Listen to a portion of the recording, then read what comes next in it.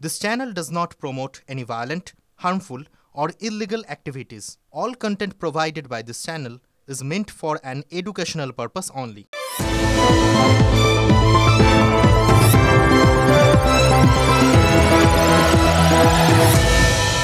আরজি করের ধর্ষণ আর খুনে হাঁক আর ডাকের মাঝখানে দেরি হচ্ছে 25 minute. DC central Indira Mukhopadhyay কাল কি বলেছিলেন মনে আছে? সকাল 10:10 নাগাদ পুলিশ আরজি কর থেকে খবর পেয়েছিল। ওই পুলিশ ফাঁড়িটা আরজি কর যেটা থাকে সেখানে খবর গেছিল সকাল 10:10 নাগাদ। ওখান থেকে মিনিট 2 লাগে ওই সেমিনার হলে পৌঁছতে। আমরা ধরে নিচ্ছি 2 থেকে 3 মিনিটের মধ্যে পুলিশ সেখানে পৌঁছে গেছিল। ডিসি সেন্ট্রাল বলেছেন 10:30টার মধ্যে সেমিনার হলটা সেখানে ওই ঘেরাটোপটা দেওয়া হয়ে গেছিল, কর্ডন করা হয়ে গেছিল, তাই তো? দাঁড়ান আপনাদের আরেকবার শুনিয়ে দিই, তারপর গোটা ব্যাপারটা আমরা এক এক করে বিশ্লেষণ করব। আমরা টালা থানা খবর পায় বা আরজি করে মেডিকেল আউটপোস্ট খবর পায় মোটামুটি 10:10 তারপর ইমিডিয়েটলি আমরা ওখানে চলে যাই। বাই 10:30 আমাদের কর্ডন প্লেস হয়ে গেছিল। তারপরে পুলিশ ছাড়া অন্য কেউ ঢোকেনি? না না, ওখানে যাওয়া সম্ভব না। ওখানে আমরা লাইন দিয়ে আমাদের লোকজন দাঁড়িয়েছিল। কর্ডনের ভেতরে কেউ ঢুকতে গেলে যে কেউ ঢুকতে পারবে না। আমরা দেখুন প্রচুর কেস আমরা হ্যান্ডেল করি। আমাদের স্পেশাল হোমিসাইড সেকশন আছে, ডিটেকটিভ ডিপার্টমেন্ট আছে, থানার যারা অফিসাররা আছে তারা অনেক কেস করে, বছরের পর বছর ইনভেস্টিগেশন আছে। ফলে ইনভেস্টিগেশন প্রসেসের সাথে ট্যাম্পারিং করা স্পেশালি এরকম কেসে একদমই সম্ভব নয়। সত্যি তো, অভিজ্ঞ পুলিশ অফিসারের আত্মবিশ্বাসটাই অন্যরকম। রাজ্যের আইন শৃঙ্খলার ভার যাদের হাতে তারা আত্মবিশ্বাসী হলে ভাল লাগে, জানেন তো, ভরসা পাই। কিন্তু আত্মবিশ্বাস সেটা তো খুব ইম্পর্টেন্ট, দরকার হয় আপনার আমার সবার জন্য। কিন্তু কলকাতা পুলিশের আছে, সেটা ভালোভাবে আছে। কলকাতা পুলিশের কমিশনার তিনিও তো কয়েকদিন আগে আত্মবিশ্বাসের সঙ্গেই ঘোষণা করেছিলেন সিবিআই যদি কলকাতা পুলিশের বিরুদ্ধে প্রমাণ নষ্টের প্রমাণ দিতে পারে তিনি আর তার টিম আইনি ব্যবস্থার মুখোমুখি হতে তৈরি। এবার পুলিশ প্রমাণ নষ্ট করে দিয়েছে এই অভিযোগ কিন্তু এখন পর্যন্ত ওঠেনি, এবং আমি নিশ্চিত এই অভিযোগ উঠবেও না। কারণ পুলিশের কাজ প্রমাণ খুঁজে বার করা, প্রমাণ নষ্ট করা না। কিন্তু অন্য কেউ যে প্রমাণটা নষ্ট করেনি সেই গ্যারান্টি দেওয়া যাবে তো? তাহলে আলটিমেট কী দাঁড়ালো? প্রমাণ তো নষ্টই হলো যদি প্রমাণ নষ্ট হয়ে থাকে। আমরা জাস্ট বিষয়গুলো বোঝার চেষ্টা করছি তার একটাই মাত্র কারণ, অন্য কোনো কারণ নেই। সেটা হচ্ছে সিবিআই তারা সুপ্রিম কোর্টে গিয়ে বলেছে যে ওই অকুস্থল প্লেস অফ অকারেন্স সেটা অল্টার হয়েছে, মানে বদল করা হয়েছে। বদল মানে যে জিনিসটা যেখানে থাকার কথা ছিল নেই, মানে তথ্য প্রমাণ যেগুলো তারা খুঁজছিলেন সেগুলো পাওয়া সম্ভব হয়নি। এটাই সোজা বাংলায় দাঁড়ায় আর কি। আমরা তার ভিত্তিতেই আমরা বোঝার চেষ্টা করছিলাম যে সত্যি সত্যি অকুস্থলটায় বদল হওয়াটা কতটা সম্ভব। গত 3 দিন ধরে এটাই আমরা বোঝার চেষ্টা করছি, এবং গত 3 দিন ধরে পুলিশ বা ডিসি সেন্ট্রাল পরপর 3 দিন আমাদের জন্য তারও অনেক সময় নষ্ট হয়েছে। প্রেস কনফারেন্সে এসে আমাদের যাবতীয় যা আমরা দেখেছি ভিডিও ছবি সেগুলো যে সঠিক সেটা তিনি সার্টিফাই করে দিয়েছেন, বুঝে গেছি। কিন্তু তার সঙ্গে সঙ্গে তাকে ব্যাখ্যা করতে হয়েছে কোন জায়গাটায় আমরা বুঝতে ভুল করছি। স্বাভাবিক, আমরা কিছু একটা বললাম, সেটা তারা যদি মনে করেন যে না ওখানটায় ছবিটা ঠিক বা ভিডিওটা ঠিক কিন্তু আমরা যেটা ভাবছি অ্যাকচুয়ালি সেটা না বলে, তাহলে আমাদের বুঝিয়ে দিলেন, মিটে গেল। এটাই তো হওয়া উচিত। পুলিশের সাথে সংবাদ মাধ্যমের সম্পর্ক সেটা তো এরকমই, পারস্পরিক আদান প্রদান, সহযোগিতা আমরাও করছি। কারণ ওই পুলিশ বলেছিল, তারা সোশ্যাল মিডিয়া একদম তাদের পেজ থেকে বলেছিল কেউ যদি কোনো তথ্য প্রমাণ কিছু পান তাহলে সেটা প্রকাশ্যে নিয়ে আসুন, তাহলে তাদের কাজের সুবিধা হবে। তো আমরা একদম ওই জিনিসগুলোই দেখাচ্ছি যেগুলো নিয়ে আমাদের মনে হচ্ছে আমরা কিছু একটা পেলাম, আমরা তুলে ধরলাম, পুলিশের কাজে লাগলো। এখন অবশ্য পুরো ব্যাপারটা সিবিআই দেখছে, কিন্তু আগে তো দেখছিল পুলিশ, আর এখনও দেখুন সিবিআই তো অনেক উঁচু দরের ব্যাপার, তাই না? আমরা তো আমাদের ঘরের ব্যাপার, মানে এখানকার পুলিশ আমাদের কিছু যদি দিতে হয় আমরা পুলিশকেই দেবো। নিশ্চয়ই তারা যা যা পেয়েছেন সেগুলো সিবিআইকে দিয়ে দিয়েছেন। এই ডিসি সেন্ট্রাল তো গত 2-3 দিন ধরে বারবার বলেছেন যা যা তারা পেয়েছেন সব সিবিআইকে দিয়েছেন। সুতরাং আমরা যেগুলো দেবো সেগুলো সিবিআইয়ের কাছে যাবে হয়তো, সবারই মানে আলটিমেটলি তদন্তের সুবিধা হবে। ওই দক্ষিণে খোলা জানালার হাওয়া, গাঙ্গুলি গ্রুপ আপনার পছন্দ বোঝে। এই শহরে নিজের মতো ঘরকে ভালোবাসা। গাঙ্গুলি গ্রুপ, ভরসার বসতবাটি। ইন্দিরা মুখোপাধ্যায় কি বললেন শুনলেন আপনারা। 10টা 10-এ ওই পুলিশ ফাঁড়িতে খবর গেছে, 2, 2.5, 3 ধরে নিচ্ছি এর মধ্যেই পুলিশ চলে এসেছিল। আর 10:30টার মধ্যে ঘেরাটোপ বসে গেছে। ঘেরাটোপ মানে কর্ডনিং। 2 রকম কর্ডন ছিল। প্রথম কর্ডনটা স্ক্রিন, সাদা চাদর দিয়ে অকুস্থলটা অর্থাৎ বডির চারপাশটা ঘিরে দেওয়া হয়েছিল তিলোত্তমার সম্ভ্রম রক্ষার জন্য। এবার তার থেকে 40 ফুট দূরে পুলিশ কর্ডন করেছে। পুলিশের কর্ডন কিরম জানেন তো, সেই ফিতে দিয়ে পুরো জায়গাগুলোকে ঘিরে দেয়, তাতে লেখা থাকে কর্ডন করা, পুলিশের কর্ডন, ভেতরে প্রবেশ করা যাবে না, এরকম ব্যাপার আর কি। তাহলে এখানে গোটা বিষয়টা কতক্ষণের মধ্যে হচ্ছে পুলিশ ওই ঘটনাস্থলে পৌঁছানোর? যদি আপনি ওই খবর পাওয়ার সময় থেকে ধরেন তাহলে 20 মিনিট, আর যদি মোটামুটি আন্দাজের হিসেবে ধরেন যে 2-3 মিনিট গেছে পৌঁছতে অকুস্থলে, তাহলে 17 মিনিট 18 মিনিট। এইভাবে মিনিট সেকেন্ড খুঁটিয়ে খুঁটিয়ে দেখুন সব সময় অবশ্য ধরা চলে না, কিন্তু একটা খবর পাওয়া, ঘরে যাওয়া, পরিস্থিতি দেখা, ঘেরাও এখানে করতে হবে, এই সিদ্ধান্ত নেওয়া, এগুলোর জন্য তো কিছু সময় লাগতেই পারে। সুতরাং সময় একটু ইধার উধার হতে পারে, কিন্তু যে যে বিষয়গুলো বললাম সেগুলো বলে সময় আর একটু বেশি লাগার কথা। কিন্তু আমরা তর্কের খাতিরে ধরে নিচ্ছি একদম পুরো একদম পয়েন্ট টু পয়েন্ট হয়েছে আর কি। খবর পেলেন 10টা 10, ওপরে এলেন 10টা 13, সেখান থেকে কর্ডন হয়ে গেল 10:30, মাঝখানের সময় কত? 17 মিনিট। সব বাকি সব মাঝখানের যা কাজ, সিদ্ধান্ত নেওয়া, জিনিসপত্র আনা, দেখা শুনো, সব কিছু সুপারফাস্ট হয়েছে ধরে নিচ্ছি আমরা। এবার গোটা ব্যাপারটায় তাহলে কি দাঁড়ালো?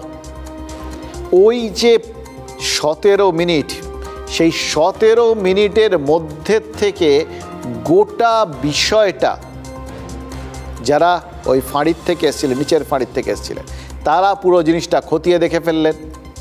তারা নির্দেশ পেলেন কর্ডন করতে হবে, তারা খতিয়ে দেখে নিশ্চয়ই কথা বলে নিয়েছিলেন যে যাবতীয় তথ্য প্রমাণ ওই 40 ফুটের মধ্যেই রয়েছে। সুতরাং 40 ফুটের মাথায় তারা কর্ডন করে দিলেন, আর তারপর 11 ফুট ছেড়ে রাখলেন, কারণ তারা তার মধ্যে ওই 17 মিনিট তার মধ্যে তারা নিশ্চিত হয়ে গেলেন যে ওইখানটায় আর কোনো গণ্ডগোল নেই।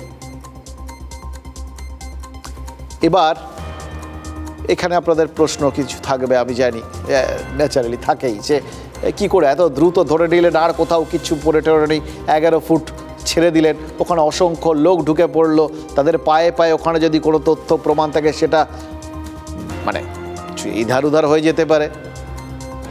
অথবা কেউ যদি ওখানে পুলিশ বাদ দিয়ে গিয়ে যদি কোনো তথ্য প্রমাণ পান, হতেই পারে তিনি সেই তথ্য প্রমাণ সরিয়ে দিলেন বা সেটা বদল করে দিলেন, কিছু হতে পারে। আমি বলছি সবই হতে পারে তথ্য, কিন্তু কারণ সিবিআই বলেছে। এবার মাঝখানের 40 ফিট, এই 40 ফিট একমাত্র শুনলেন যাদের অ্যালাউ করা হয়েছে তারাও ভেতরে ঢুকেছেন, যারা তদন্তের সঙ্গে যুক্ত তারা ওখানে ঢুকেছেন। ওখানটায় আর মানে তাও ঢোকার সময়ও তার আগে মোটামুটি নিশ্চিত হয়ে গেছিলেন যা যা তথ্য প্রমাণ আছে সেগুলো তারা সংগ্রহ করে নিচ্ছেন। সুপারফাস্ট হচ্ছে কিন্তু গোটা ব্যাপারটা। এবার যখন গোটা ব্যাপারটা এরকম সুপারফাস্টভাবে চলে, তখন আমাদেরও একটু সুপারফাস্ট হয়ে বাকি জায়গাগুলোকে খতিয়ে দেখে নিতে হয়। দেখুন, টালা থানায় খবর পৌঁছেছিল কখন? 9:45। পুলিশ খবর পেল কখন? ওই ফাঁড়িতে 10:10। গ্যাপ কতক্ষণ? 25 মিনিট। এই যে গোটা বিষয়টা, মানে এই মাঝখানের একটা 25 মিনিট, এটা খুব ইম্পর্টেন্ট, জানেন তো। কারণ যে নথি জমা দিয়েছে স্বাস্থ্য দপ্তর, তাতেও জানানো হয়েছে ওই 10টা, 9:30 থেকে 9:45 মধ্যে এই জিনিসটা তাদের নজরে এসছিল। প্রথমে একজন জুনিয়র ডাক্তার দেখেছিলেন, সেটা মোটামুটি ওই 9:30 নাগাদ। তারপর থানায় খবর গিয়ে 15 মিনিট পর, মানে 9:45। এবার যখন এই যেখানে পুলিশ রয়েছে আর কি, ওই হাসপাতালের ভেতর যেখানে পুলিশ রয়েছে ফাঁড়িতে, তারা পেলেন 10:10, অর্থাৎ মাঝখানের 25 মিনিট। এই 25 মিনিট কি গোটা বিষয়টা তাহলে পুলিশের নজরদারির বাইরে ছিল? অঙ্কের হিসেবে তো তাই দাঁড়াচ্ছে, কারণ 10:10 খবর পর ফাঁড়ির থেকে লোকও পড়ে গেছে। অথচ স্বাস্থ্য দপ্তরের নথি অনুযায়ী 9:45 মধ্যে অ্যাটলিস্ট তারা জেনে গেছেন ওখানে মৃতদেহ পড়ে আছে। তাহলে অন্তত 9:45 থেকে 10:10, 25 মিনিট তিলোত্তমার দেহ অরক্ষিত অবস্থায় ছিল। না, অরক্ষিত বলা যাবে না, কেউ নিশ্চয়ই পাহারা দিয়েছিলেন, হাসপাতালের লোকজন ছিল। কে ছিল জানা নেই। এবার যারা ছিল তারা কি ওই সময়ের মধ্যে প্রমাণ নষ্ট করতে পারে না? দেখলেন তো সব কিছু কীরকম সুপারফাস্টভাবে হচ্ছে। 17 মিনিটের মধ্যে গোটা জিনিসটাকে, গোটা ঘরটা, 51 ফিটের ঘর, সেটা পুরো ভালো করে দেখে তথ্য প্রমাণ নিয়ে সিদ্ধান্ত নিয়ে 40 ফুটের মাথায় কর্ডন করে দেওয়া হলো। আর 25 মিনিট, এই সময়ের মধ্যে কেউ নির্দিষ্ট কিছু খুঁজতে পারে, কিছু পেতে পারে, কিছু নষ্ট করতে পারে, কিছু ইধার উধার করতে পারে, অনেক কিছু করতে পারে, এমনকি কিছু জিনিসপত্র এক্সট্রা সাজিয়েও দিতে পারে। দেখুন কি হতে পারে একদম বলছি না, আমরা কল্পনা করছি না, এটাই হয়েছে এটাও বলছি না। সব বিশেষজ্ঞরা যা বলেছেন, কারণ এই কেস তো একটা তদন্ত আর কি, এটাতে আপনি আমি, আমরা সাংবাদিকরা, আমরা তো তথ্য প্রমাণ খুঁজি আর কি, কিন্তু আসল খোঁজ যারা করতে পারেন, যারা বিষয়গুলো বুঝতে পারেন, যাদের কাছ থেকে খবর নিয়ে আমরা আপনাদের জানাই, তারা তো বিশেষজ্ঞ এই সমস্ত ব্যাপারে। হয় প্রাক্তন পুলিশ কর্তা, নয় প্রাক্তন সিবিআই কর্তা, এমনকি যারা এখন বর্তমান কর্তা আছেন তারাও, ফরেন্সিক এক্সপার্টরা তো আছেন। এই সবার সঙ্গে কথা বলে আমরা যে বিষয়গুলো বুঝতে পারছি, মানে একটা ধারণা পাচ্ছি হতে পারে, সেটাই আপনাদের সামনে তুলে ধরছি। অর্থাৎ 25 মিনিট খুব ইম্পর্টেন্ট। ওই 25 মিনিটের মধ্যে অনেক কিছু হয়ে থাকতে পারে, যেটা ডেফিনেটলি পুলিশ করেনি, কিন্তু অন্য কেউ করেনি তার কোনো গ্যারান্টি নেই। পুরো ঘটনাটাকে ধামাচাপা দেওয়ার এবং এর সঙ্গে প্রত্যক্ষভাবে যারা জড়িত এবং পরোক্ষভাবে জড়িত তাদেরকে আড়াল করবার প্রচেষ্টা পুলিশ প্রশাসনের পক্ষ থেকে, আরজি করের প্রশাসনের পক্ষ থেকে, স্বাস্থ্য প্রশাসনের পক্ষ থেকে করা হচ্ছে। একটা মিথ্যে কথা বলতে গিয়ে সেটাকে জাস্টিফাই করতে তার উপরে আরেকটা মিথ্যে করে একটা মিথ্যের পাহাড়, আর মিথ্যের পাহাড় কিন্তু আমরা দেখতে পাচ্ছি।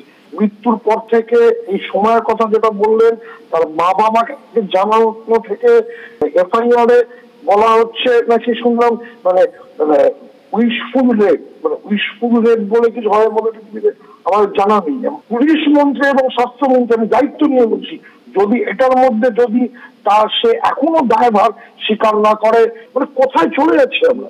পুরো টাইমলাইন নিয়ে এমন ধোঁয়াশা করে রাখা হয়েছে ইচ্ছাকৃতভাবে, যাতে কোনোভাবে কোনো ইনভেস্টিগেটিং এজেন্সি যদি চেষ্টাও করে সৎ উদ্দেশ্য নিয়ে প্রকৃত অপরাধীদের বের করবার এবং প্রকৃত ঘটনার যে রহস্য সেটা উন্মোচন করবার, তাহলে সেটা পারবে না। ভয়ঙ্কর, মানে তুমি যে প্লেস, অকারেন্স যে প্লেস, সেইটাকে পুরো একদম নষ্ট করে দিতে চাইছে তারা। একটাই ওখানে এন্ট্রি, যা শুনছিলাম ওখান থেকে সেমিনারে, একটাই এন্ট্রি, এবং সেখানে ডেড বডির কাছে সবসময় যতটুকুনি আমরা দেখেছি, যতটুকুনি আমাদের এই বয়সটা আইডিয়া আছে, সেখানটাকে কোনোভাবে কোনো কিছু নষ্ট করতে দেওয়া হয় না, সেটাকে ঘিরে রাখা হয়, কর্ডন করতে হয়, কিন্তু সেটাকে করেনি তারা। সেখানে ভর্তি লোক ঢুকিয়ে দিয়েছে, মানে পরিষ্কার হয়েছে এটা কোনো মানে মামুলি ঘটনা। যেটা একটা অন্য কেস, হয়তো আমরা সেটা বুঝতেই পারছি না, অনেক বড় কিছু রয়েছে এটার মধ্যে। ওই দক্ষিণে খোলা জানালার হাওয়া, গাঙ্গুলি গ্রুপ, আপনার পছন্দ বোঝে।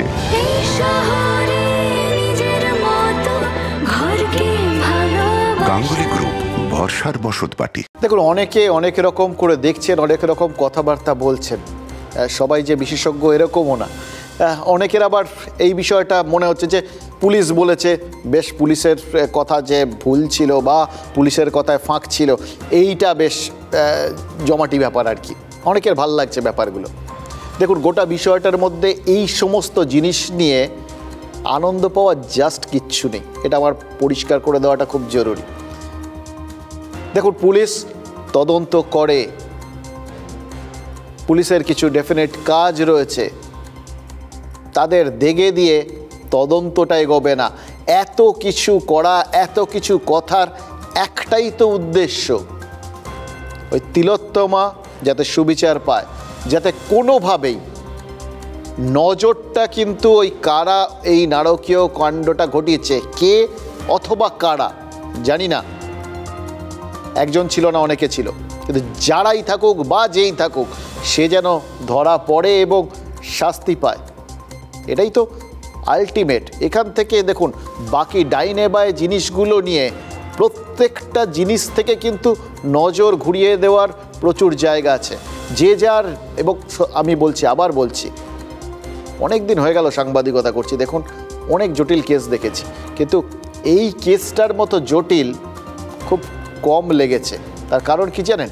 এই একটা কেসের মধ্যে এতগুলো স্বার্থান্বেষী গোষ্ঠী ঢুকে পড়েছে না, ইন্টারেস্ট গ্রুপ, গোটা বিষয়টা ভীষণ ভীষণ জটিল হয়ে গেছে। প্রত্যেকে নিজের নিজের মতো করে নিজের নিজের স্বার্থ চরিতার্থ করার জন্য, নিজের স্বার্থ চরিতার্থ হবে এরকম কাউকে দাগিয়ে দেওয়ার চেষ্টা করে যাচ্ছেন। ফলে আমাদের খুব সাবধানে গোটা বিষয়টার মাঝখান থেকে কিছু কিছু জিনিস যেগুলো তদন্তের কাজে হয়তো লাগতে পারে, হয়তো সিবিআই বা পুলিশ অলরেডি নজর করে ফেলেছে, পরিষ্কার করে সব কিছু বলতে পারেন না, হয়তো বলছেন না, ধরে নিচ্ছি আমরা আমাদের মতো করে সেগুলো তুলে ধরছি। আশা করা যায় যদি কোথাও ফাঁক ঠাক থাকে, তারাও ডেফিনেটলি চান যে তিলোত্তমা সুবিচার পাক। একজন মানুষও তো নেই যিনি ওই উই ওয়ান্ট জাস্টিস বলেননি। আমার ধারণা পুলিশ কর্মীরাও মনে মনে বলেছেন উই ওয়ান্ট জাস্টিস, আর সিবিআই এর যারা এসছেন, হয়তো ভিন রাজ্য থেকে এসছেন, তারাও মনে মনে বলেছেন। তার কারণ আলটিমেটলি গোটা দেশ থেকেই তো এই আওয়াজটা উঠছে, ফলে সবাই একমুখী হয়ে কাজ করছেন, আমরা ধরে নিচ্ছি। এবারে যে মাঝখানে আমাদের কাজগুলো, যেগুলো মানে টুকরা টাকরা, যেগুলো মনে হচ্ছে এটা একটু ফিট করছে না, একটু বেখাপ্পা লাগছে, সেগুলো আবার তুলে ধরি। সেদিন কি আরজি করে জ্যামার লাগানো ছিল? কেন বলছি, টালা থানায় খবর পৌঁছেছিল 9:45। আরজি করের যে পুলিশ পোস্ট, সেখানে খবর এসে পৌঁছলো কখন? 10:10। একটা ফোন আসতে 25 মিনিট লেগে গেল। এবার এই 25 মিনিটে কি হতে পারে শুনছিলেন। সিনেমার ভাষায় একরকম হতে পারে, আর বাস্তবে অনেক কিছু হতে পারে। ক্রাইম সিনটা বদলানো হতে পারে, তথ্য প্রমাণ লোপাট হতে পারে, আবার সাজানো হতে পারে ক্রাইম সিনটাকে। সূত্রের খবর, মৃতদেহের পাশে তিলোত্তমার ডায়েরি কিংবা ডায়েরির ছেঁড়া পাতা সযত্নে সাজিয়ে রাখা ছিল। এবার দেখুন, এখন পর্যন্ত একজনকেই কলকাতা পুলিশ ধরেছে, গ্রেফতার করেছে, মোটামুটি নিশ্চিত সে ছিল।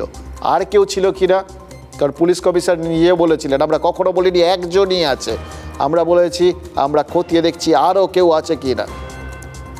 ফলে একজন ঠিক আছে, তার কথা দিয়েই ধরি। সঞ্জয় যদি তিলোত্তমাকে ধর্ষণ এবং খুন করেই থাকে, তাহলে ডায়েরির থেকে পাতা ছিঁড়ে পাশে সাজিয়ে রাখলো কেন? কারণ ব্যাপারটা খুব একটা সহজ নয়, জানেন তো। তিলোত্তমার ডায়েরি কোথায় থাকে সেটা সঞ্জয় আর জানবে কি করে? তা নিশ্চিতভাবেই এমন কেউ তাহলে ছিল যে জানে।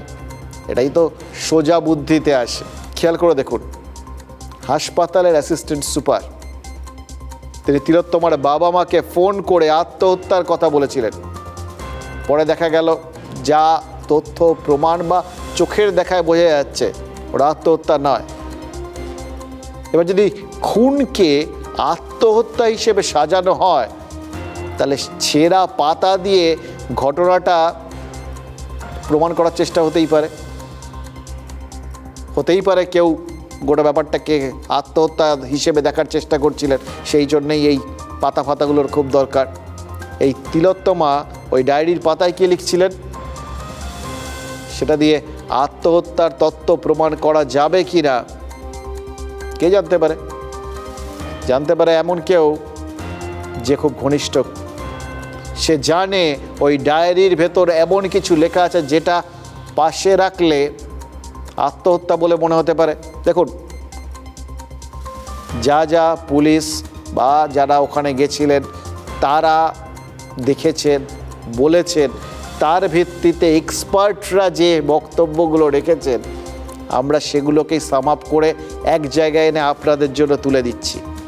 অর্থাৎ যদি আত্মহত্যা সাজানোর চেষ্টা হয় এবং ওই ডায়েরির পাতা সেই প্রচেষ্টার একটা অঙ্গ হয় তাহলে একটা কত বড় পরিকল্পিত খুন এটা সেটা বোঝা যাচ্ছে। তো এবার এই যাবতীয় কিছু সাজানোর চেষ্টাটা কি ওই 25 মিনিটের মধ্যে হতে পারে? আমরা জাস্ট প্রশ্ন রেখে দিলাম। এবার এই 25 মিনিট থেকে তার পরের 18 মিনিটের কথাটা আরেকবার মাথায় রাখুন, যেটা একটু আগে বলছিলাম। তার মধ্যেই তো পুলিশ এসছে, তারা পুরো জায়গা খতিয়ে দেখেছে এবং কর্ডন করে দিয়েছে। আমরা যখন এটা ডিসাইড করেছিলাম যে সেমিনার হলে কতটা পোর্শন আমরা কর্ডন অফ করব এবং কতটা করব না, তার আগে আমাদের নিজস্ব যেটা টিম সেটা তো চেক করেইছে। ফলে আমি আপনাকে এটা অ্যাসিওর করতে পারি আমাদের কোনোভাবেই ইনভেস্টিগেশন প্রসেসের সময় বা আগে তার সাথে কিন্তু বা এবং পরে কোনো এভিডেন্সের সাথে ট্যাম্পারিং হয়নি। কলকাতা পুলিশ নিজেদের জায়গা একদম ঠিকঠাক থাকছে আর কি। ওই 25 মিনিটটার সময় তাদের কোনো দায় নেই, ওটা হাসপাতালের দায়।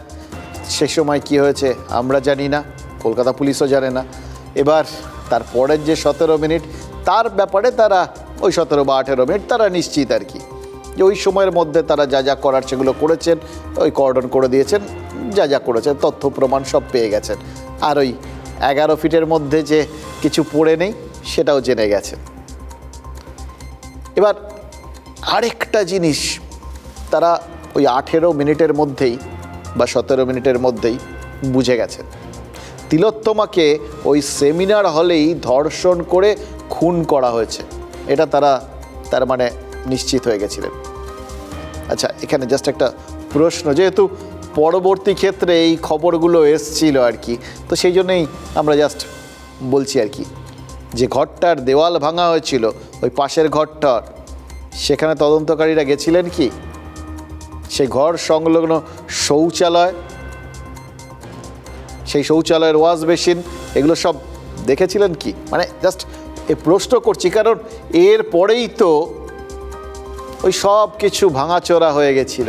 ওই ঘরটা ভাঙাচোরা হয়েছিল, ওই বাথরুমের সমস্ত টাইলস খুলে ফেলা হয়েছিল, বেসিন ভেঙে ফেলা হয়েছিল, ওই মেঝেতে ঘোলা ঢেলে দেওয়া হয়েছিল, অনেক কিছু হয়ে গেছিল। ফলে ওই 17 বা 18 মিনিটের মধ্যে যদি সব কিছু দেখে নিশ্চিত হয়ে যান পুলিশ কর্মীরা যারা গেছিলেন যে সব কিছু সেমিনার হলের মধ্যেই হয়েছে, তাহলে আমরাও খুব নিশ্চিন্ত। জানেন তো, ওই যত বিতর্ক তোলার চেষ্টা হোক যে ওখানে কিছু ছিল কিনা, ওখানে কিছু হয়েছিল কিনা, অন্য কোথাও কিছু ঘটনাটা ঘটেছিল কিনা, তারপর মৃতদেহটা এখানে এনে রাখা হয়েছিল কিনা, ওগুলো নিয়ে আর মাথা ঘামিয়ে তাহলে লাভ নেই।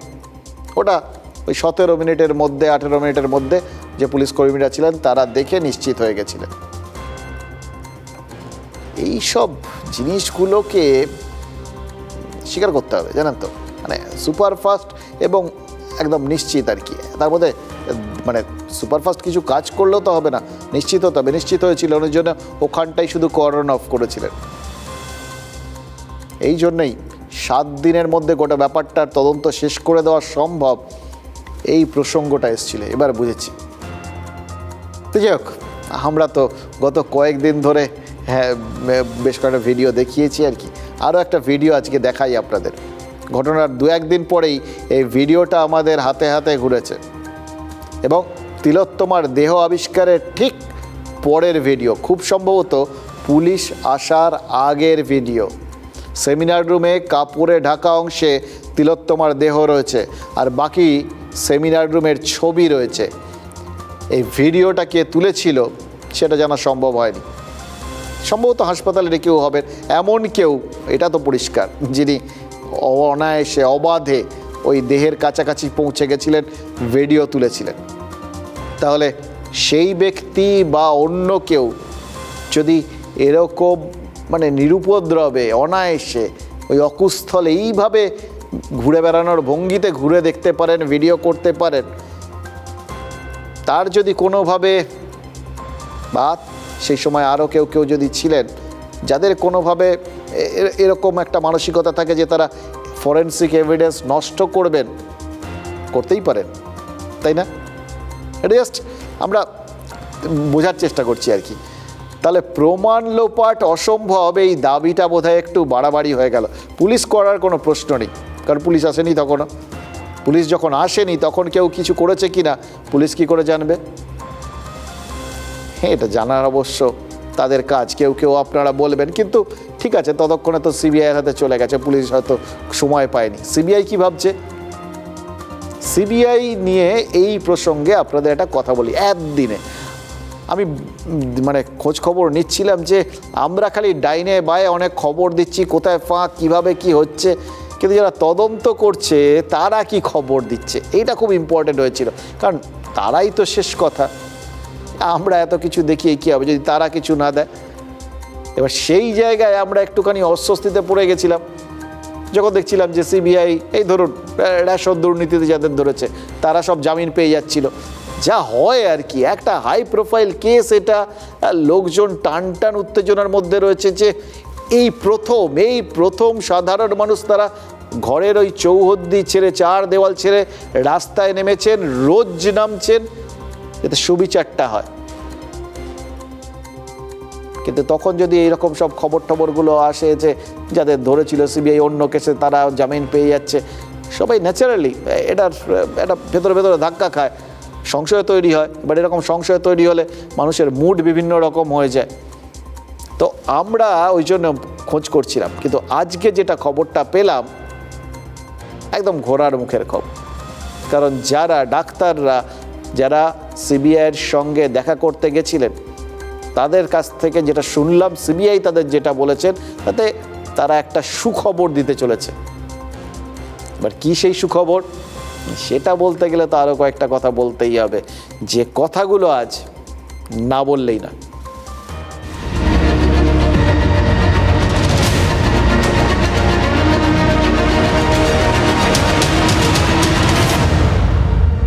দেখুন, তৃণমূলের নেতারা শুনলে আশ্বস্ত হতে পারেন, আরজি কর কাণ্ডে তারাও তো জাস্টিস চাইছিলেন, সুতরাং তারা একটুখানি নিশ্চয়ই খুশি হবেন ওই যেটা বললাম সুখবরের কথা শুনে। তারা দ্রুত চার্জশিট চাইছিলেন। সিবিআই আজ আশ্বস্ত করেছে দুটো ব্যাপারেই, এক, সুবিচার হবে এবং খুব দ্রুত হবে। বন্ধখামে যে রিপোর্ট সুপ্রিম কোর্টে জমা পড়তে চলেছে তাতে নাকি অনেক তথ্য থাকতে চলেছে এবং তাতে সুখবর পাবে। এবার দেখুন, হ্যাঁ, এটা শুনে আমরা কেউ যে খুব আনন্দিত হচ্ছি এরকম ব্যাপারটা নয়, কিন্তু সুখবর বললাম, আসলে তো খারাপ খবর। কিছু ঘৃণ্য চক্রান্তকারী, কিছু খুনি, কিছু ধর্ষক, অথবা কোনো চক্রান্তকারী, কোনো ধর্ষক, কোনো খুনির খবর থাকবে ওই খামের মধ্যে। সিবিআই যা বলেছে তার মানে তো তাই দাঁড়ায়, কোনো একটা নাম থাকবে, কোনো একটা নির্দিষ্ট তথ্য থাকবে যেটা তিলোত্তমাকে সুবিচার পাইয়ে দেওয়ার দিকে একটু এগিয়ে দেবে।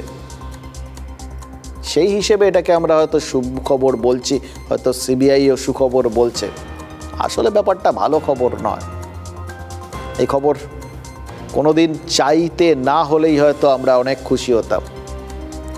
আর চিকিৎসকরা পশ্চিমবঙ্গ মেডিকেল কাউন্সিল থেকে সিজিও কমপ্লেক্স পর্যন্ত মিছিল করে গেছিলেন। তার কারণ হচ্ছে যে বারবার তো অনেকেই বলছিলেন যার না ইধার উধার কেন কি করছেন, ওই সিবিআইয়ের কাছে গিয়ে জিজ্ঞেস করুন, তাদের চাপ দিন। এখন এটাই সমবেত চাপটা সব থেকে বেশি সিবিআইয়ের দিকেই যাচ্ছে, তারা তদন্ত করছে, বাকিরা ঝাড়া হাত পা, তারাও বলছেন যান না, এবার গিয়ে সিবিআইকে চাপ দিন।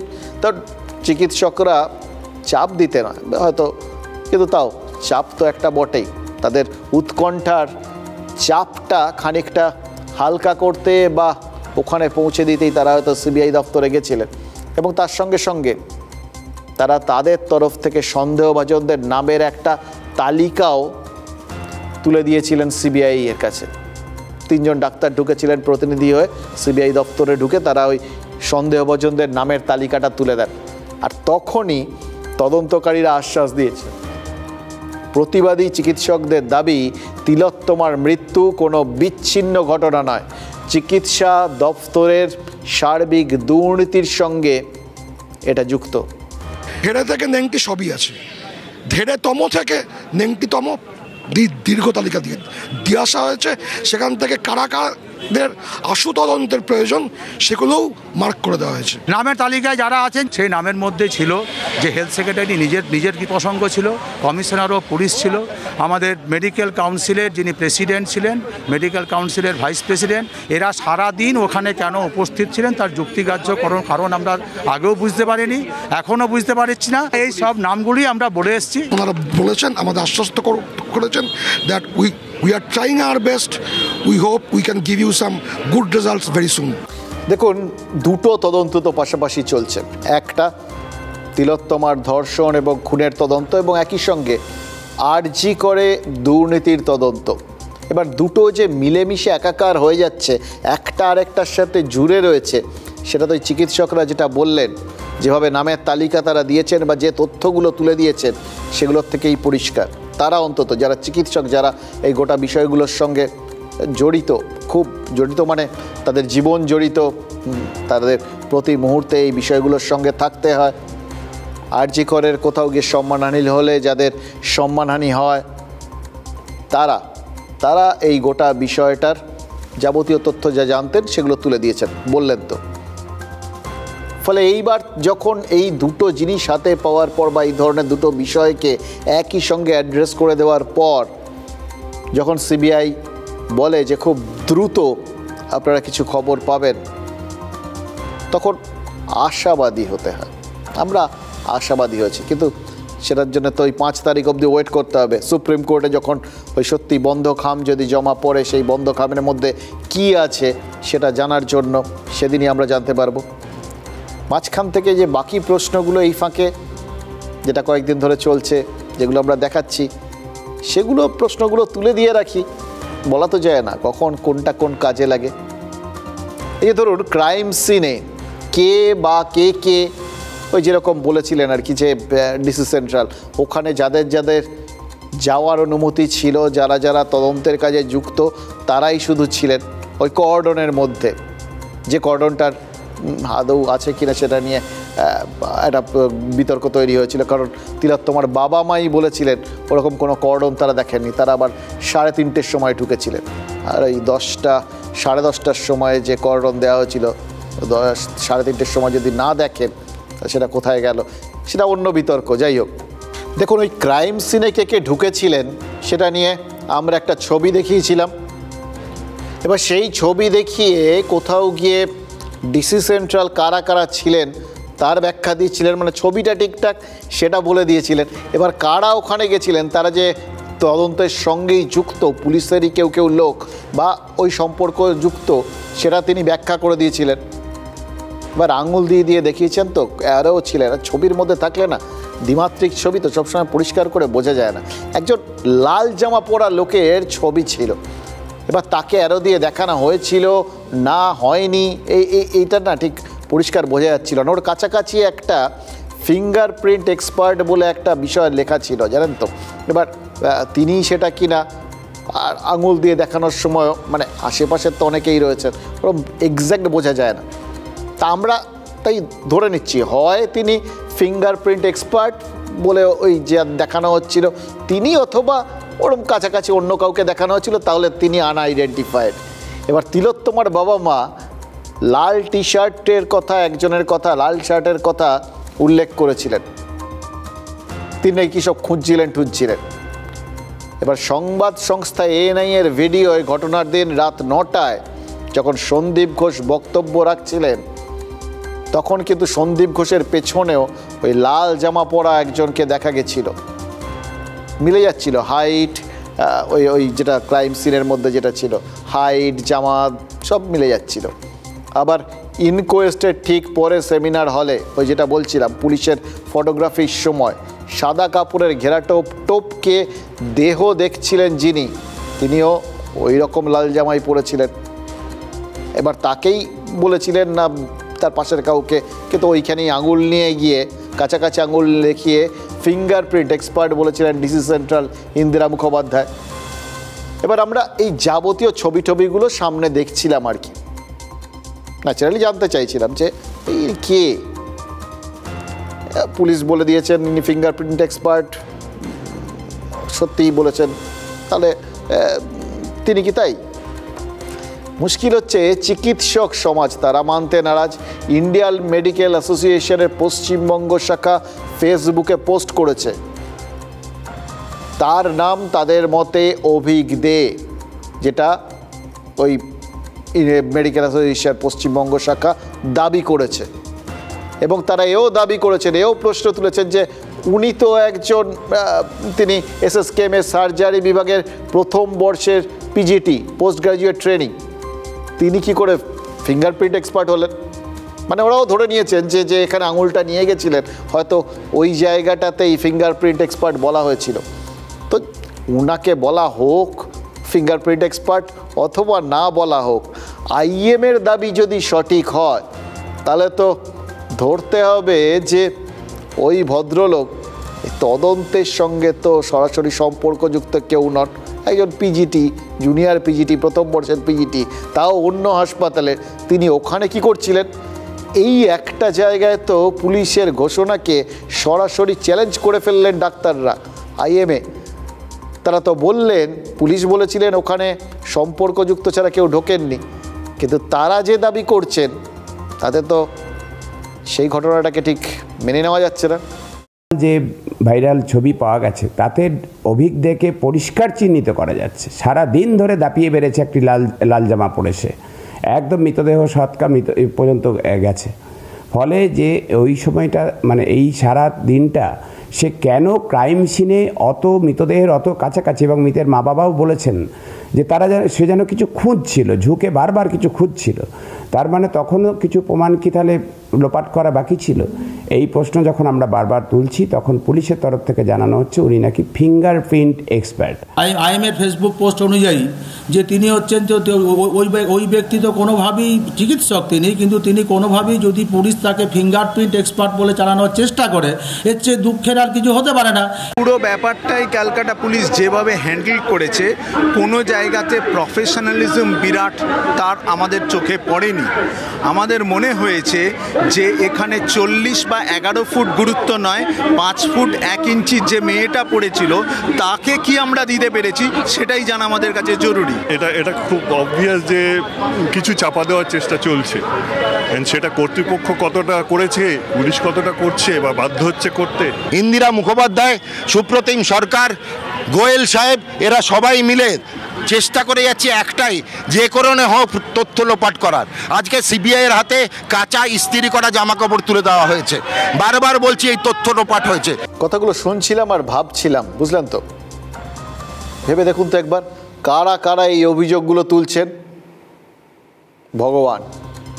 চিকিৎসকদের তো আমরা ভগবান বা উপরওয়ালার আরেকটা রূপ বলেই ভেবে থাকি, তাই না? কারণ ওরা তো আমাদের জীবন বাঁচান। সেই চিকিৎসকদের সংগঠন থেকে, মানে IM থেকে এই প্রথিতযশা ডাক্তারবাবু, সেখান থেকে জুনিয়র PGT, সবাই সংগঠন, ব্যক্তিগত যারা যারা গেছিলেন সবাই ডাক্তার, সবাই একযোগে এত ভুল বলছেন, মিথ্যে অভিযোগ করছেন। জানি না, আমরা একটা জিনিস বুঝি, সেটা হলো দ্রুত তিলোত্তমার জন্য সুবিচার বার করে আনা। কিভাবে, কেন, কে বা কারা? আর জি কর কাণ্ডের এই 3 প্রশ্নের উত্তরের অপেক্ষায় গোটা বাংলা, গোটা দেশ রয়েছেন, জানেন তো? আমরা জানি আপনারাও সেই একই অপেক্ষায় রয়েছেন। আর এখানেই সহজ সরল একটা জিজ্ঞাসা রয়েছে, চিকিৎসক বা আইএমের দাবি অনুযায়ী লাল জামা পরা ব্যক্তি যদি অভিজ্ঞ হয়ে থাকেন তাহলে তাকে ফিঙ্গারপ্রিন্ট এক্সপার্ট সত্যি বলা হয়েছিল কি? যদি বলা হয়ে থাকে তাহলে কি ভুল করে বলা হয়েছিল? এটাই তো প্রশ্ন হওয়া উচিত, তাই না? তাহলে আমাদের দেখানো ছবিতে, যে ছবিকে পুলিশও মান্যতা দিয়েছে, লাল জামা পরা ব্যক্তি তিনি তাহলে তো নিশ্চিতভাবেই পুলিশের হিসেব অনুযায়ী তদন্তের সাথে সংযুক্ত কেউ নন। যদি তিনি আনআইডেন্টিফাইড হন, তাহলে যদি ডাক্তারবাবুরা যেভাবে আইডেন্টিফাই করে দিয়েছেন যে উনি এসএসকেএমের পিজিটি, তাহলেও তিনি সম্পর্কযুক্ত নন। তাহলে আরজি করে কি করছিলেন তিনি? অভিজ্ঞদের তরফে যেহেতু এখনও কোনো প্রতিক্রিয়া মেলেনি, যেহেতু এত বিতর্কের মাঝে অভিজ্ঞদের তরফে এখনও বলা হয়নি যে তিনি সেদিন সেখানে ছিলেন না, তাই তাকে ঘিরে রহস্য কিন্তু বাড়ছেই। দেখুন, অভিযোগটা তো তুলেছে আইএমএ, তারাই বলেছে তিনি কে। এবার তিনি যদি উনি না হন তাহলে তিনি কে? সেটা তিনি বললে অন্তত একটা ওই আস্তে আস্তে বাদ দেওয়ার মতো প্রসেস অফ এলিমিনেশনে তার নামটা বাদ যাবে। কিন্তু তিনি যতক্ষণ এসে না বলছেন ততক্ষণ তো আইএমের দাবি অনুযায়ী তার নামটা ওই পুলিশের দাবিকে নস্যাৎ করার জন্য থেমেই যাচ্ছে।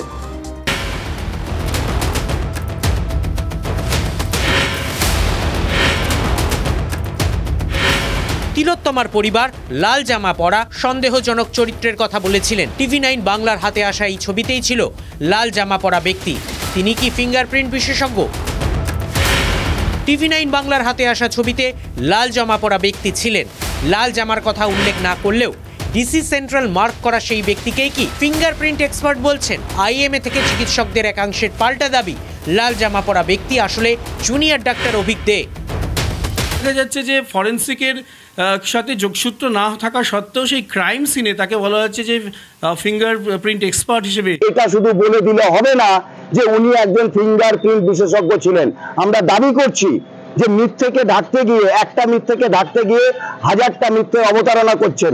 পুলিশ প্রশাসনও পরোক্ষভাবে এই ভয়ঙ্কর ক্রাইমের জন্য তাদেরকেও আমরা দায়ী করছি। কে এই অভিজ্ঞ? তিনি আরজি করের সঙ্গে কিভাবে যুক্ত? উত্তর খুঁজতে গিয়ে বেরিয়ে আসছে বিস্ফোরক অভিযোগ। বর্ধমান শহর লাগোয়া রায়ানের বাসিন্দা অভিজ্ঞ, তৃণমূল রাজ্য মেডিকেল সেলের ইনচার্জ। অভিযোগ, জুনিয়র ডাক্তার হয়েও স্বাস্থ্য দপ্তরে অন্যতম ক্ষমতাশালী চরিত্র। মেডিকেল কলেজগুলিতে কে প্রিন্সিপাল, কে সুপার হবেন তা নাকি নির্ধারণ করতেন এই অভিজ্ঞ। বর্ধমান মেডিকেলের রেডিওলজির জুনিয়র ডাক্তার ছিলেন। অভিযোগ, বর্ধমান মেডিকেলের প্রিন্সিপাল সুহৃতা পালকে স্বাস্থ্য বিশ্ববিদ্যালয়ের উপাচার্য করতে অভিজ্ঞ প্রধান ভূমিকা নেয়। ডাক্তার কৌস্তব নায়ককে এই অভিজ্ঞ নাকি বর্ধমান মেডিকেলের প্রিন্সিপাল করেছিলেন। পরিবর্তে কৌস্তব নায়ক নাকি বেআইনি সার্টিফিকেট ইস্যু করে বর্ধমানের এক হাসপাতালে অভিজ্ঞকে কর্মরত হিসেবে দেখিয়েছিলেন। বর্ধমানের সেই হাসপাতালে কর্মরত হওয়ার সার্টিফিকেটেই কোটায় মাস্টার ডিগ্রি পড়ার সুযোগ পায় অভিজ্ঞ। 3 মাস আগে মাস্টার ডিগ্রি করতেই সার্জারি বিভাগে এসএসকেএমে পিজিটি হিসেবে যোগ দেয় অভিজ্ঞ। সে শিক্ষকদের থ্রেট করে, তাদের পরীক্ষা, ছাত্রছাত্রীদের পরীক্ষা হলের মধ্যে ঢুকে যায় এবং তাকে এই সরকারের যে কোয়াজি গভর্নমেন্ট প্রতিষ্ঠানগুলো আছে, ইউনিভার্সিটি, তারপরে WBMC, তারাও মান্যতা দিচ্ছে যে সে কন্ট্রোলার অফ এক্সামিনারের পক্ষ থেকে সে পরীক্ষা হলের মধ্যে ঢুকে যাবে। ফলে বাড়তে বাড়তে সেও নিজেকে একটা অসীম ক্ষমতাধর বলে মনে করেছিল। দেখুন, কে ওখানে ছিলেন, অভিজ্ঞতাই ছিলেন কি না ছিলেন সে তো পরে বোঝা যাবে, কিন্তু যিনি ছিলেন ওই জামার রং বাছাটাই কাল হলো দেখা যাচ্ছে। জানেন তো আরেকটা জিনিস, সেদিন ওই 11 ফুটের যে তত্ত্বটা যেটা শুনলাম, ওখানে প্রচুর লোক ভিড় করেছিলেন, মানে যেটা পুলিশ বলেছে, ওরা সব আমরা যে ভিডিও দেখেছিলাম তাতে তাদের ওই সেমিনার হলের মধ্যে আমরা দেখিয়েছিলাম। পুলিশ বলেছে তারা নাকি ওই শেষ 11 ফুটে ছিলেন, যেখানেই থাকুন সেমিনার হলের মধ্যেই ছিলেন। তো যারা ছিলেন আমরা সেদিন আপনাদের এক এক করে দেখিয়ে দিয়েছিলাম, তারা প্রত্যেকে সন্দীপ ঘোষের ঘনিষ্ঠ ছিলেন, তার ঘনিষ্ঠ বৃত্তের লোকজন। দেখুন, একটা বিষয় তো দেখতে পাচ্ছেন, সবার যা বক্তব্য, কোথাও গিয়ে পুলিশ কিন্তু গোটা বিষয়টার মধ্যে না থেকেও গোটা ব্যাপারটা তাদের দিকে ঘুরে যাচ্ছে, তাই না? এবার কারণ কি, সেটা কি ওই সেই দিন ঘটনার দিন সেমিনার রুমে ওই থেকে ভিড় যেটা আটকানো হয়নি, সেটা কি আটকানো যেত না? অথবা 14 তারিখ যখন ওই লোকজন হঠাৎ করে ঢুকে গিয়ে আরজিকর ভাঙচুর করলো, সেটা কি আটকানো যেত না? মানে এই বিষয়গুলো না একটা জিনিসই বলে, কিছু কিছু কাজ ঠিক সময়ে ঠিকভাবে হলে হয়তো বিতর্কটা এভাবে বাড়তো না, আর পুলিশের দিকেও গোটা গল্পটা ঘুরে যেত না। দেখুন, এই পুলিশের দিকে গল্পটা ঘুরে যাওয়ায় না আমার ভীষণ আপত্তি আছে, জানেন তো। কারণ কারুর কাছে ব্যাপারটা বেশ ভাল লাগতে পারে, আবার বলছি, কিন্তু আসলে তারা এই জন্যে খুশি হচ্ছেন যে ব্যাপারটা অন্যদিকে ঘুরে যাচ্ছে, আসল জায়গাটা ফাঁকা পড়ে আছে, ওটাকে তারা চান না কেউ ওই জায়গাটা অবধি পৌঁছোক আর কি। হতে পারে, বললাম না, অনেক ইন্টারেস্ট সেন্টার কাজ করছে এই একটা ঘটনার মধ্যে, কিন্তু ওই ঠিক সময়ে ঠিক কাজ, এটা কিন্তু ইম্পর্টেন্ট, এটাকে এড়ানো যাবে না। টাটকা একটা উদাহরণ দিই, বুঝতে পারবেন কীভাবে বারবার, মানে কি বলবো, ঠিক জায়গায় ঠিক কাজ না করার জন্য বা ভুল কাজ করার জন্য পুলিশের বিরুদ্ধে এরকম লোকজন বলার সুযোগ পেয়ে যাচ্ছে। কাল রাতে মোটামুটি রাত 11টার থেকে ছাত্রছাত্রীরা বিটি রোডের সিথি মোড়ে প্রতিবাদ দেখাচ্ছিলেন, পূর্ব ঘোষিত প্রতিবাদ। পুলিশও ব্যারিকেড দিয়ে একটা নির্দিষ্ট এলাকা ঘিরে দিয়েছিল যাতে প্রতিবাদ জানাতে পারেন, শান্তিপূর্ণ প্রতিবাদ, এটা নিয়ে কোনো সমস্যা নেই, সবাই কোথাও না কোথাও দেখাচ্ছেন। কিন্তু ভোর রাতে হঠাৎই ছন্দপতন, অভিযোগ 3:50 নাগাদ ব্যারিকেডের মধ্যে ঢুকে একদম সোজা ব্যারিকেডের গায়ে গিয়ে এক সিভিক ভলেন্টিয়ার, আবার সিভিক ভলেন্টিয়ার, প্রতি পদে সিভিক ভলেন্টিয়াররাই মনে হচ্ছে এই পুলিশকে 12টা বাজিয়ে ছাড়বে। সোজা গিয়ে তিনি ধাক্কা মারেন ব্যারিকেডে, আর সঙ্গে সঙ্গে তাকে প্রতিবাদীরা ঘিরে ধরেন, মদ্যপ বলে অভিযোগও করেন তারা। এখানে ব্যারিকেড দেওয়া আছে, পুলিশ লেখা আছে, তুমি ড্রিঙ্ক করে রয়েছো, তুমি কি করছো এখানে? আমি তো এখান দিয়ে তো বাড়ি কি ক্ষমা করব? এখানে তো ক্ষমা করে আজকে এই জায়গায় এসেছে। ড্রিঙ্ক করে অন ডিউটি মানে এখানে পুলিশ লেখা, উনি ড্রিঙ্ক করছে, উনি ড্রিঙ্ক করে কি করে চালাচ্ছে? এতগুলো ছেলেমেয়ে রয়েছে না স্যার, বলুন দাঁড়ান, আপনি কি বলছেন? কেন বলুন, ড্রিঙ্ক করে মেরে দিচ্ছিল, আপনি সেটা দেখুন, আমরা সেটা বলছি। ঠিক আছে, বাহ বাহ,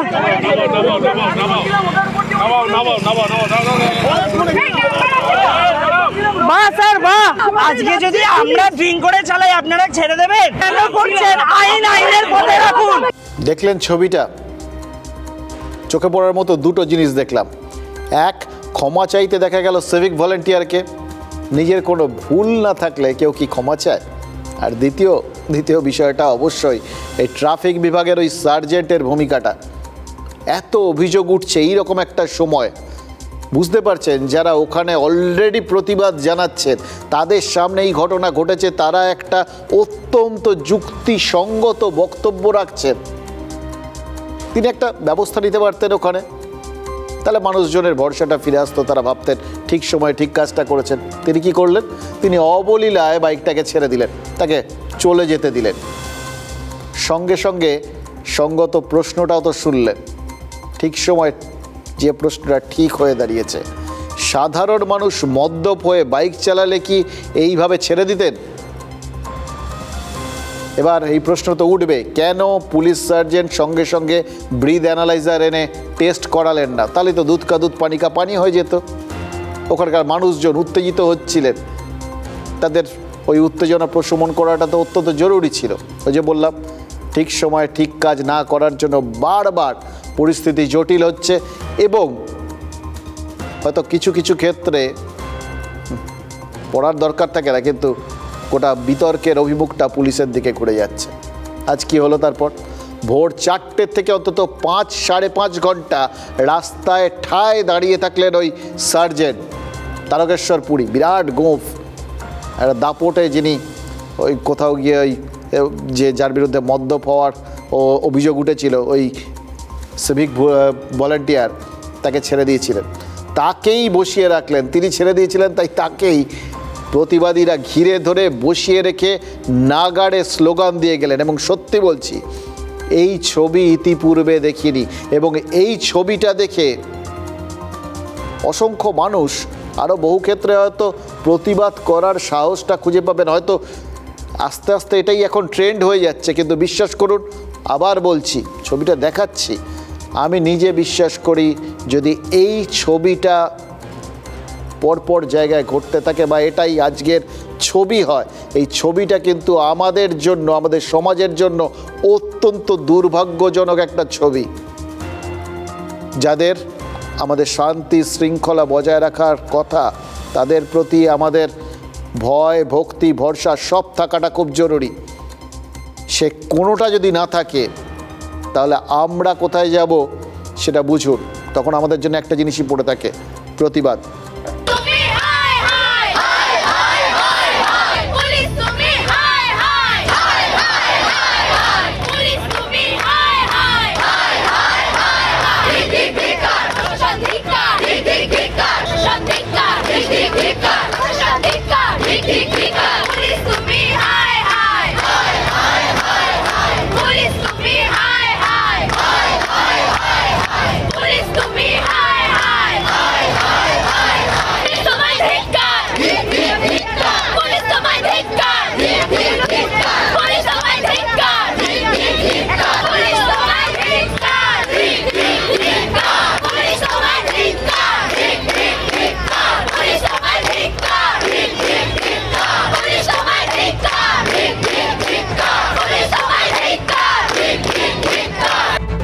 ওইটা ট্রাফিক সার্জেন্ট মাথা উঁচু করে দাঁড়িয়েছিলেন।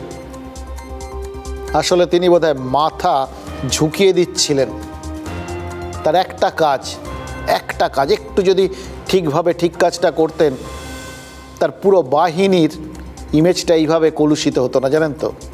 এবং ওই ছাত্রছাত্রীরা, বাচ্চা ছেলে মেয়েগুলো, তাদের বিবেচনা বোধটা দেখুন।